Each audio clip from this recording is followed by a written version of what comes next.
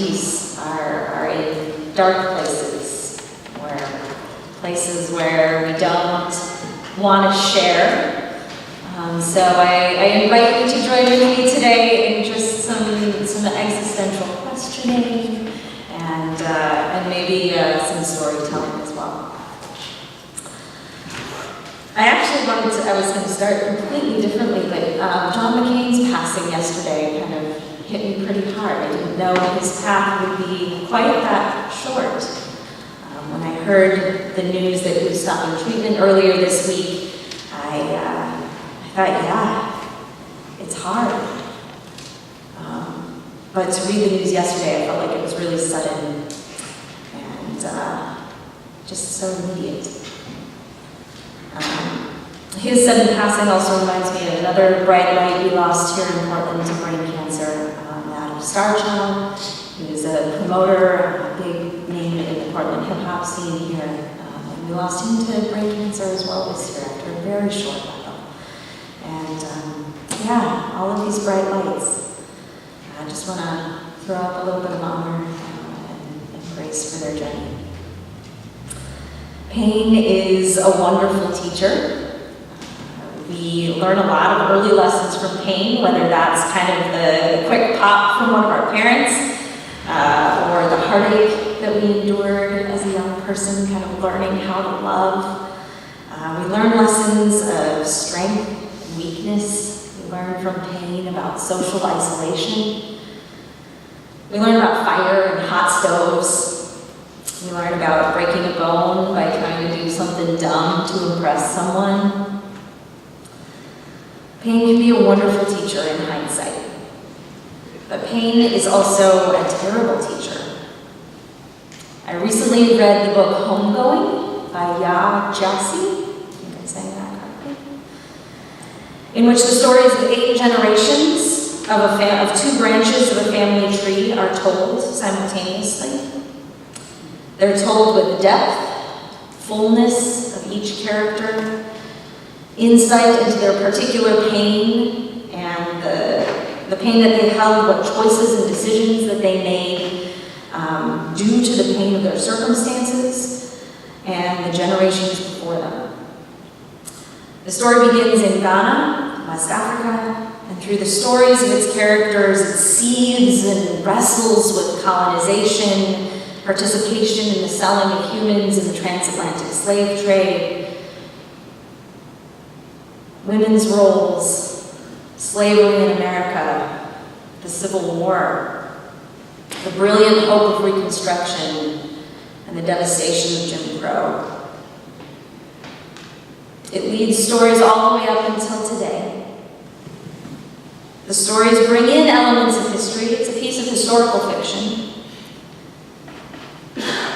But they're so reminiscent of today, it's like you can feel the hot breath of our unjustly incarcerated brothers breathing on your neck as you read it. Pain is a terrible teacher. The psychological and spiritual effects of slavery for all people of America is a lesson I personally wish we never had to learn. What kind of a teacher would give that lesson? The pain of ripping the flesh off of someone's back or separating families? Outright rape and murder in public? We kind folks here in 2018, we wince and shudder at the thought of that kind of pain. We would love to create a safe space in which our society's open wounds could be healed. It's part of why we come here today sometimes. How we do that when it seems like every day we learn of brand new atrocities? How do we do that? I know that you at First Church are involved in a ton of different ways. Remembering pain, making it public, bearing witness. And yet it hurts every time we remember our own or learn of fresh new pain. It hurts us to know that there's so much more. That there's children right here, within a mile of this building, who don't know when they're going to see their mom again. don't know when food might be coming. I don't know when someone's going to finally care about them. We remember those feelings if we've ever felt them in the past. Pain is just such a terrible teacher. In homegoing, the perspectives of children and elders, both, are not lost. Each generation's voices share the things that sustain them. Ancient wisdom and clear prophetic visions, like the one we read of Isaiah. Proclaiming news, comfort, things will change. It is going to be different. I really don't know much about God. I don't. I've never been to seminary. I was just telling Adina. I haven't studied, haven't done the work that so many of you have. I try to listen, to pay attention to the ways that connections happen, that the miracles of life that seem often way out of my capacity to imagine happen right in front of me. I try to pay attention to those sometimes. I get to see the movement of the Spirit in the people that I work with, and that's about the closest that I've come. As Barbara Brown Taylor shares her expertise, I'm curious to know what we consider ourselves experts in. Some of you might be experts in heartbreak and depression, loss, or academic subjects, or sports. How many of y'all know some really obscure stats about soccer or baseball? Yeah, that's not me, but I'm sure you do. You may know all the things there are to know about how to build the perfect electrical substation. Thank God we don't have to know it all. Right? Thank God that we have a lot to learn in each other. And I thank God for the capacity to build bridges in which to learn those things. What I know is pain, that of my own and that of others. I recently completed treatment for an aggressive form of breast cancer, triple positive, stage 3. I was experiencing physical pain before I was diagnosed, but like a lot of folks, you just kind of say, like, oh, I guess that's how it is. I don't know. It didn't seem like a thing, you know. Figured that if, sometimes things hurt, but if it was really bad, I'd be sick. I wasn't sick. My massage therapist, blessing for all the healers out there, first of all, amen. My massage therapist was the one who told me to go get it checked. And I knew it was bad when I went for imaging. And have any of you been there? Yeah? Go for imaging. They tell you, they just want to talk with you afterwards, so just hang out for a little bit. Your life flashes before your eyes. It's not a car accident, you're just sitting there waiting. Yeah. So I knew when they told me they wanted to talk afterwards. I knew I would get cancer, and I really think it's a little bit of karma for all of the times that I've cursed all the pink in the stores in October. I cursed those pink items in October because for the first part of my career, I worked alongside domestic violence survivors. And if you don't know, October is not only Breast Cancer Awareness Month, it's also Domestic Violence Awareness Month. Unlike breast cancer, with its millions of supporters and donors and fun runs and advances in technology and research, domestic violence doesn't have those things. It's an uncomfortable conversation to have, even when you're not in it. It kills women and children, transforms the unit of family into a complex web of pain and love, such that the two sometimes just can't be distinguished from one another. I have graciously had the honor of serving alongside some of those brave survivors who decided to leave. I used to think that I could help. When I was young and bold, I would even ask, what can I do? How can I help? As soon as the survivors would arrive into the shelter. And they'd look at me, weary, just say, you've done enough. You've already done so much. And it never felt like it. It never felt like I really did anything. It never felt like I fixed anything. I didn't help anybody. I really wanted to kind of make them a sandwich or some soup and get them some fresh sheets and warm slippers. Help them take the load off for a little bit. They would often have various injuries in different phases of healing, most often rib injuries. I don't know if you know about kind of cycles of violence, but often abusers mostly hit their target in places other people can't see. So, swimsuit areas.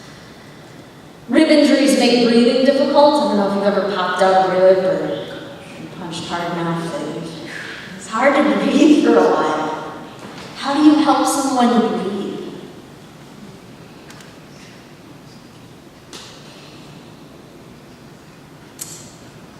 When that's hard, one way in is finding a tiny bridge toward their heart. I was able to visit with them, spending holy, precious time to contribute to their fortification. I was able to pray, to connect spiritually, and to build pathways to unity and strength.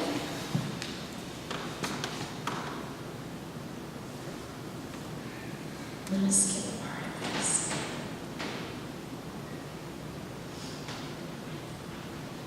One of the stories in the book Homegoing, coming back to that, details how hard a man worked in the coal mines as he worked off a long sentence. It's one of the ways that prisoners were used for cheap labor as they are today.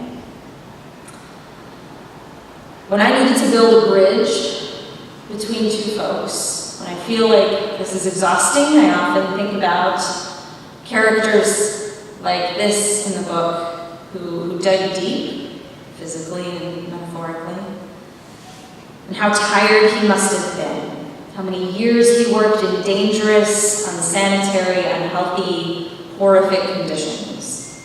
I owe it to him to keep my lamp on, to keep my candle burning, and we all do. I've had several conversations recently where the circumstance is clear that things aren't going to get better.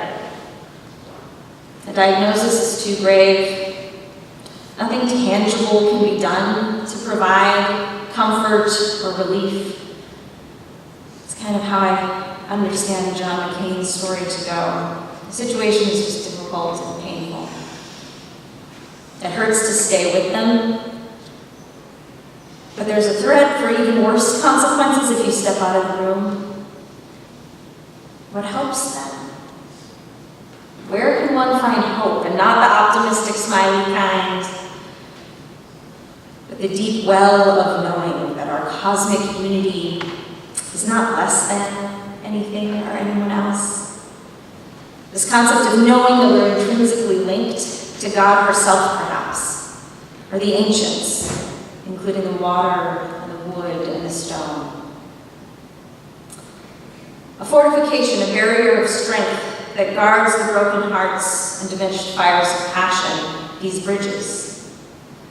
The bridge into that place of strength and unity is difficult to find within a tech-obsessed, where the next shiny object sort of capitalist, bigger is better environment. Finding a bridge requires more patience than we often have. I often get asked how I'm doing through all of my treatment in the last year or so. And I often said, I'm hanging in, one day at a time. And I was protecting that vulnerable part of me that wanted to say, this is horrible. It's gross, it's disgusting, I don't know what to do with it all. Everything hurts, I want to crawl directly out of my skin. But I knew I didn't want to hear that. And I didn't have a better way of understanding it at the time. In these last few months, I've had opportunities to be more reflective, to sit with others who've shared a similar feeling, a similar sources of pain. My brain fog is lifting. I feel like I'm being a little bit coherent today. That doesn't happen every day. I find I can put words and experiences and emotions, I can put those into words and I can share them with other people. What helped me in that little time, when I didn't really know what to say, it helped to build connections with other souls, to simply sit and be. As I made those connections in person, it helped build a bridge, connecting me with them. May the pain of our ancestors and our children be the encouragement we need to keep going, and the connection of all our spirits, the balm to our aching souls. Amen.